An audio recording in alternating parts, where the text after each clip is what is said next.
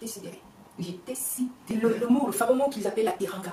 Mais c'est une réalité. Et on sort de l'aéroport, waouh, je vois les autoroutes, mince. Je dis, c'est pas vrai, ça c'est Dakar, ça. Je me dis, ça c'est Dakar, c'est pas vrai. Je me suis tâtée, tu vois, dit, est-ce que je suis bien au Sénégal ou alors... Every time, yes, every time.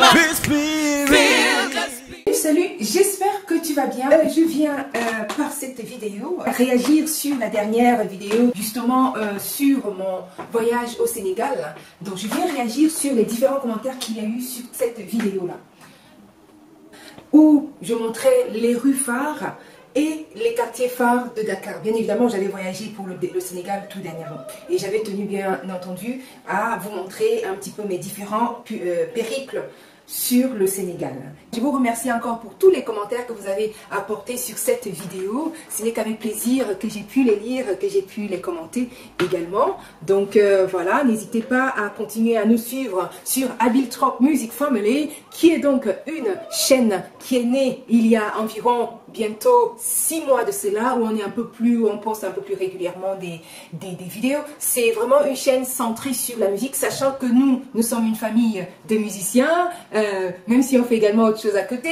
Donc moi-même, je suis donc Isabelle Abiltrop, je suis chef de chœur, je suis également directrice artistique de 2 groupes que j'ai mis en place il y a environ un peu plus de 10 ans de cela. Et ces groupes rayonnent non seulement en France, mais dans les pays frontaliers comme la Suisse, comme le Luxembourg, comme l'Allemagne et bien évidemment la France. On nous a vus donc à plusieurs reprises sur TF1, sur France 3, avec ces groupes-là. Donc alors, juste pour vous dire que nous sommes engagés très profondément dans la musique gospel, du gospel. Donc ça veut dire ce que ça veut dire. Ça veut dire que on est imprégné non seulement dans notre âme, mais aussi dans notre être entier du gospel, qui veut dire évangile, bonne nouvelle. Donc voilà. Donc cette chaîne est tournée vraiment autour de la musique, de comment vous donner des astuces, des tutos, des mémos, et même bien sûr du lifestyle, comme par exemple au Sénégal. Mais malheureusement au Sénégal ni en Sierra Leone,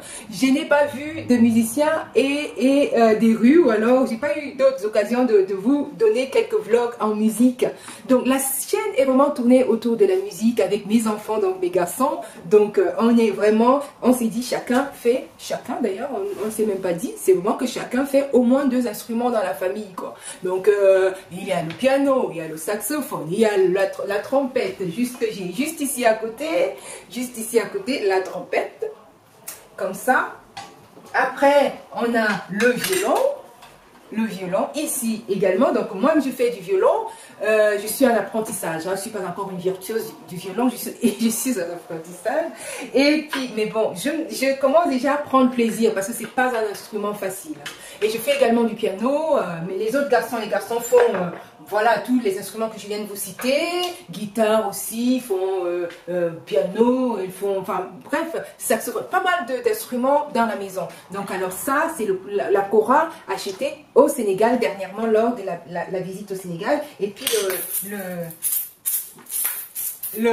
qu'est-ce le fameux de en allant à Gorée, vous savez. Donc allez voir la vidéo à Gorée. Les femmes de Gorée, elles sont vraiment très accueillantes. Donc dans la chaloupe.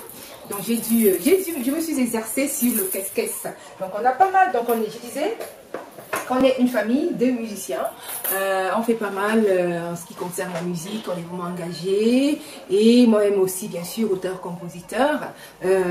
Donc voilà, donc la chaîne est vraiment tournée spécifiquement autour de la musique. Vous allez voir, il y a un certain nombre de vidéos qui a été fait pour le Sénégal et même pour la Sierra Leone, pour ceux qui veulent découvrir la Sierra Leone. Donc en gros, laissez-nous des commentaires, partagez. Voilà, nous avons pris l'habitude, de vous laisser des petites choses, de vous poster des petits tutos, des démos. N'hésitez pas à commenter ou alors à partager. Un grand plaisir que j'ai pris à répondre, à commenter vos commentaires. Parce que ce serait assez compliqué d'aller... J'ai essayé de le faire, hein, mais bon, un peu ardu, quoi. Un peu ardu d'aller commentaire par commentaire et répondre. Je me dis, fais une vidéo et puis j'essaie de répondre et puis de replacer un peu le contexte, de resituer le contexte dans lequel j'étais quand je suis arrivée au Sénégal et de resituer un petit peu les choses à leur place. L'Afrique qui gagne, l'Afrique qui va de l'avant, et puis, eh bien, on est content. Alors, quel est mon état d'esprit lorsque j'arrive au Sénégal? Alors, il faut noter que actuellement, nous venons de mettre en route cette chaîne. Et c'est la première fois qu'en 3 jours, même pas 3 jours, on a 10 000 vues en 3 jours. Donc vraiment, et beaucoup de commentaires. Donc je me suis dit que je devais prendre un petit moment pour répondre, pour commenter sur vos commentaires en direct. Ça sera beaucoup plus simple. Alors, quel est mon état d'esprit lorsque j'arrive au Sénégal?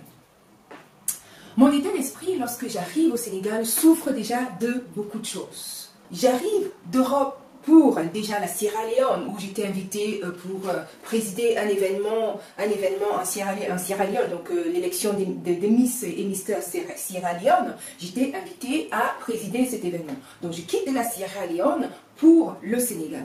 Et donc, il faut dire que mon état d'esprit, bien sûr, dans un premier temps, est impacté par l'image qu'est l'Afrique à l'international. Donc ça, c'est la première des choses. Hein. La première des choses qui m'anime, c'est cette image-là. Donc moi, je venais d'Europe.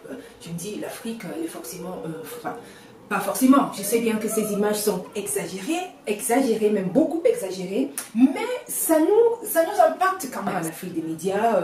bon, on sait bien l'Afrique des médias ce que ça montre la pauvreté, ça montre vraiment les personnes démunies en fait, ça montre, on se dit, est-ce que dans cette Afrique, des fois on nous regarde, on se dit, mais on imagine les Africains qui grimpent sur les arbres, on imagine encore donc les Africains qui n'ont pas de roue, enfin bref, pas mal de choses, hein, l'Afrique des médias. L'Afrique des médias, on la connaît tous. Hein. Donc, je suis déjà impactée par cela. Je suis impactée du fait que je viens de Sierra Leone. Ça, c'est encore autre chose, parce que la Sierra Leone, elle est vraiment aussi belle. Mais je pense qu'elle pâlit devant le Sénégal. Donc, j'arrive au Sénégal avec le background de la Sierra Leone. Et puis, je me dis, ok, ça sera peut-être un petit cran au-dessus, mais peut-être pas beaucoup, quoi. Et donc, je suis impactée par, non seulement, pour résumer, non seulement l'Afrique des médias, je suis impactée par également par le fait que je vienne de la Sierra Leone, qui a une autre, même si elle est belle, mais c'est encore une autre beauté, quoi. Et je me disais, le Sénégal sera peut-être mieux, mais peut-être pas tant que ça, quoi, en gros. Et par ailleurs, également impacté par notre propre expérience, parce que pour vous resituer, je viens du Cameroun, donc mes origines sont au Cameroun. Je sais, donc par notre propre expérience, ou alors d'autres pays africains également, on sait bien que bon, par notre propre expérience, on peut avoir des coupures d'eau, des coupures d'électricité, les routes dégradées, tout ce que notre propre expérience... en réalité, donc, pour résumer, je suis impactée par 3 choses. L'Afrique des médias, le fait que je vienne de la Sierra Leone, et par ma propre expérience de l'Afrique, en gros, du manque, des fois des manques qu'il peut y avoir. Partant de ce contexte-là, je me dis, ok, bon, je vais arriver au Sénégal et je vais certainement trouver quelque chose de bien, mais voilà, pas tant que ça. Je viens donc venant de la Sierra Leone, il faut dire en toute honnêteté que je suis dans un premier temps frappée par les infrastructures comparé à d'autres pays. Et puis bien évidemment, j'ai déjà pas mal voyagé dans les pays africains, donc je sais bien que dans certains pays africains, on a toujours ces aéroports coloniaux. Enfin, quand je dis colonial, c'est qui dans le temps en fait, les aéroports d'il y a 50, 60 ans. Donc, je suis d'abord, dans un premier temps, je suis vraiment frappée. Je suis frappée par mon arrivée à l'aéroport. Je suis frappée par la beauté de l'aéroport d'abord. Je suis très surprise. Je dis, mince, waouh, c'est extraordinaire. C'est ça ce que je vois. Je m'attendais vraiment à autre chose en fait, pas à ce que je voyais. Donc je suis d'abord frappée par cet aéroport qui est vraiment très belle, jolie, certes à taille humaine, mais très modernisé et joli, comparé à d'autres aéroports que j'aurais vus dans d'autres pays africains. Voilà, donc je suis d'abord dans un premier temps frappée par cet aéroport, et en deuxième lieu, je suis frappée par l'accueil. Donc voilà, un agent de l'aéroport qui arrive vers moi et qui veut donc m'aider à prendre mon taxi tranquillement, alors que je sais que concrètement, dans d'autres pays africains, bon bref, des fois c'est pas toujours dans le bon sens du terme. Mais là, le taximan me conduit dans son... Il me conduit pour prendre l'agent d'accueil de l'aéroport me conduit pour m'amener, pour prendre mon taxi, puisque bien évidemment, je suis un touriste. Donc, j'ai une personne qui m'attend à l'aéroport. Je suis en balade de femme libre, sans enfant, sans mari. Tu vois, donc, donc je m'amuse. Je suis en balade, donc, parce que j'étais surprise que voilà qu'il y ait des services comme ça à l'aéroport. Donc j'ai eu un petit peu un pas de résistance en arrière. Elle m'a dit non, non, non, ne vous inquiétez pas madame, c'est vraiment, c'est pour vous aider à prendre votre taxi, vous n'avez rien à me payer, c'est le service aéroportuaire. Bien sûr, si tu as un petit quelque chose à lui glisser, ça serait toujours avec bienveillance et bienvenue, mais ce n'est pas une obligation. Ça c'est ce que je pense moi. Mais il m'a dit, vous n'avez rien à débourser, n'ayez pas peur, vous n'avez, c'est pas pour autre chose, c'est franchement, c'est vraiment pour vous aider à prendre votre taxi. Ok? Je suis surprise. Bon, ça, c'est les choses qui me frappent. Maintenant, viens d'en sortir de l'aéroport et tu vois, je sors de l'aéroport en taxi, donc j'ai pris un car, hein, c'est quoi, ils appellent ça les navettes. Les navettes, donc les navettes, c'est les espèces de navettes qui te prennent de l'aéroport jusqu'à en centre-ville, et je crois que ça coûte 6 000 francs CFA, si je ne me trompe pas. 6 000 francs CFA, donc j'ai pris la navette, hein, j'étais un touriste, donc l'idée c'était vraiment de vivre comme au pays, quoi, comme en Afrique, donc de ne pas, enfin on ne se la pète pas, pas besoin, ça ne sert à rien. Donc, me voilà dans la navette, et quelque chose de bien, de propre, de nickel. Bon, c'est pas non plus nickel chrome, hein, ne voyez pas du nickel chrome, mais tout à fait respectable et correct, quoi, pour t'amener en centre-ville. Me voilà dans la navette, et on sort de l'aéroport. Waouh, je vois les autoroutes, mince, c'est pas vrai, ça c'est Dakar, ça. Je me dis, ça c'est Dakar, c'est pas vrai. Je me suis tâtée, tu vois, est-ce que je suis bien au Sénégal, ou alors je me suis envolée dans un autre pays. Je me tâte, est-ce que c'est bien au Sénégal où tu es, quoi, en fait. Les autoroutes, 3-4 voies d'affilée. Donc, quand je dis 3-4 voies, c'est multiplié par 2, hein. C'est-à-dire, d'un côté, 3-4 voies, et de l'autre côté, tu as encore 4. Je vois tout ça, j'étais, waouh, mais ils ont un cran au-dessus, quoi. J'étais choquée, en fait. J'étais choquée de voir, enfin choquée dans le bon sens du terme, hein, très agréablement surprise de voir cette allure des développements du Sénégal. Et donc voilà, on a roulé jusqu'en centre-ville. Donc en gros, c'est ce côté d'infrastructure en fait qui m'a frappé véritablement au Sénégal. Tu as ces infrastructures, tu as l'électricité, tu as l'eau, tout le temps où j'ai vécu au Sénégal. Mais je vous assure que je n'ai pas eu à un seul moment, j'ai pas eu de coupure d'électricité où je vivais. Et Dieu sait que j'ai habité à plusieurs endroits. Dans l'idée, bien sûr, de visiter, de voir, pas de coupure d'électricité, pas de panne d'eau, par exemple. Les rues, bien, ce qui m'a frappé, c'est que les rues, en dehors des autoroutes, tu as des rues partout. Tu as des rues, les rues sont bien faites partout. Et puis, ce qui m'a également frappé en dehors des autoroutes ou des rues, je vois au niveau des immeubles qui sont vraiment dans l'esprit d'alignement, quoi, en fait, pas désordonnés un peu partout, un peu plantés à tout va, comme ça, non. C'était vraiment des immeubles bien agencés, que ce soit dans des quartiers populaires comme Parcelles, Asseni par exemple, où chacun a son espace, chacun a son petit immeuble et tout est agencé, quoi. L'agencement des immeubles, la propreté des rues. Ça, j'ai été frappée par tout ça. Donc, voilà, c'est ça en fait la beauté. Ça m'a beaucoup frappé, ce côté-là des infrastructures. Bien sûr, je ne dis pas qu'il n'y a que ça au Sénégal. Je n'ai pas dit ça. Je vais nuancer mon propos. Je ne dis pas qu'il n'y a que ça au Sénégal. Non, je ne l'ai pas dit. Mais je dis que par rapport à d'autres pays africains, ou alors par rapport à l'image qu'on projetterait sur l'Afrique, ou alors sur les pays africains, mais franchement, ou alors à notre propre expérience du vécu, parce que je le rappelle, je viens du Cameroun, donc je sais, j'ai des expériences aussi, donc que j'aurais même aussi vécu dans d'autres pays africains.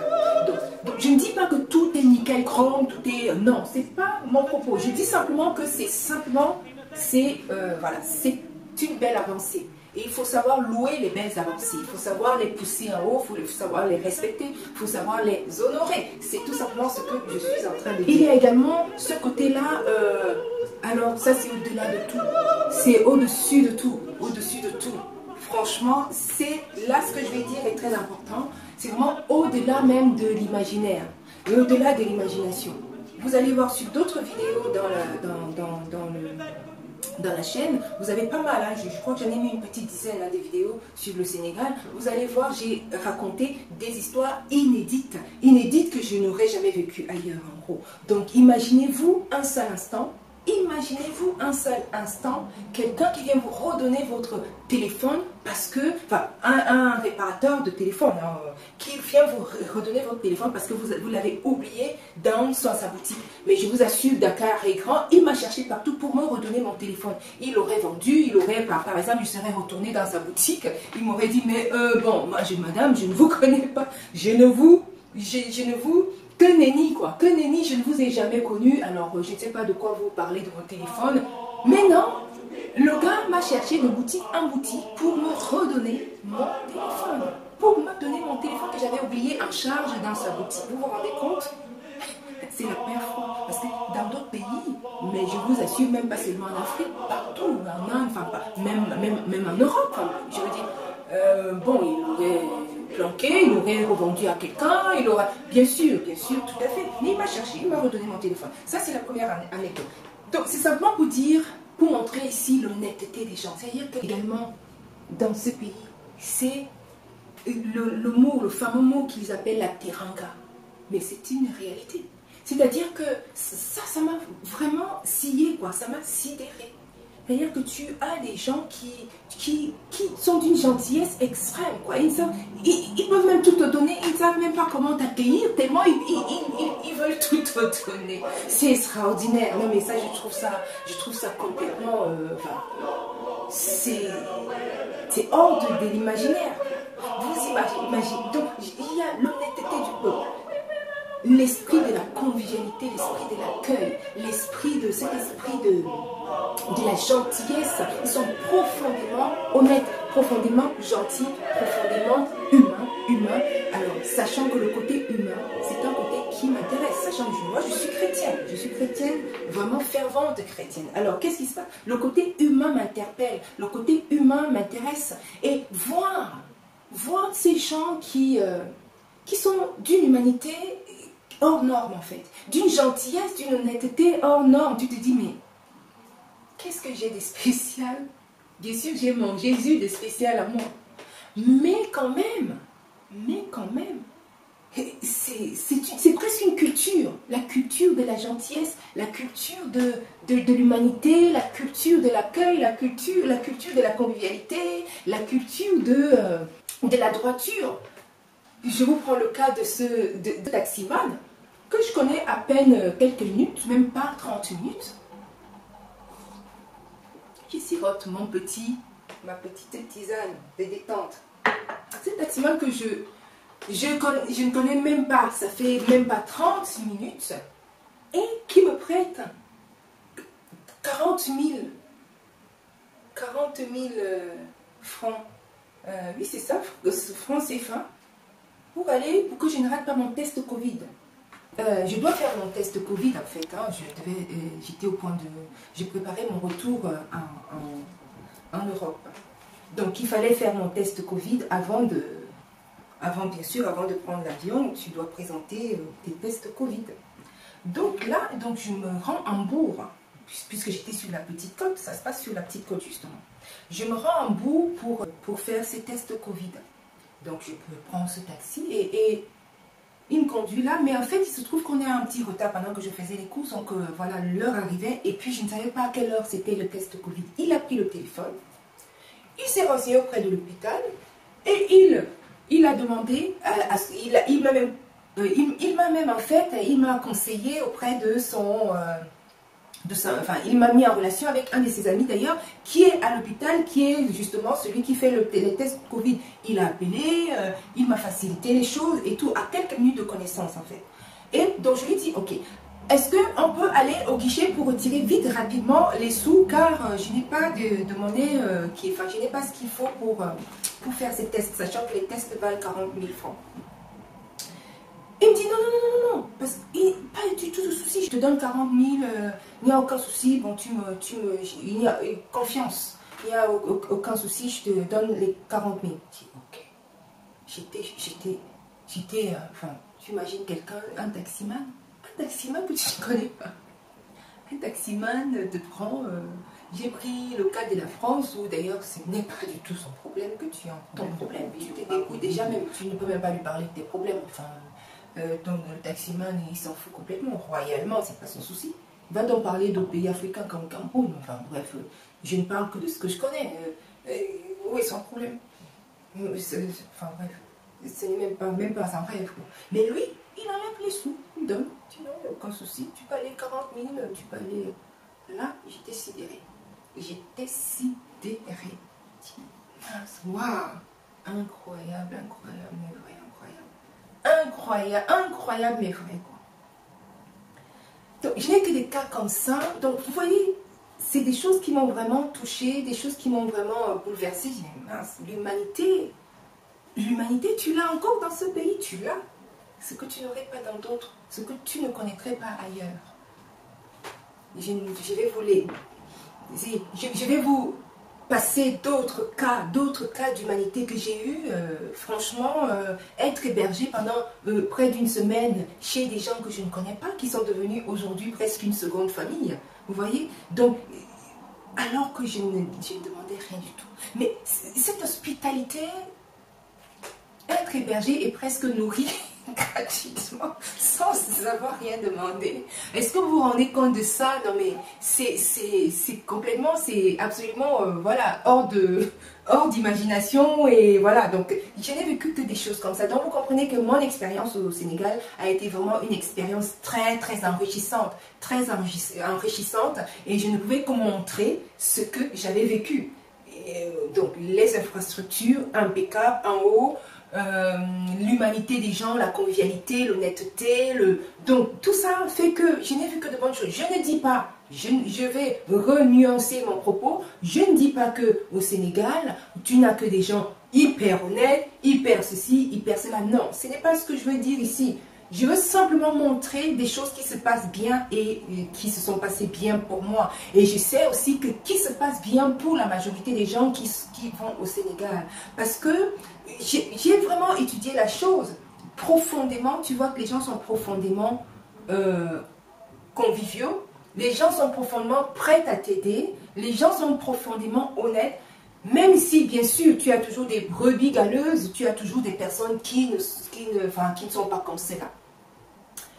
Mais mon message ici, c'est que, voilà, quand en Afrique, il y a de bonnes choses, il faut les montrer, il faut le dire. Faut pas les cacher, il ne faut pas maintenant venir critiquer, par exemple, le cas du taximan. Voilà le cas du taximan. Le taximan.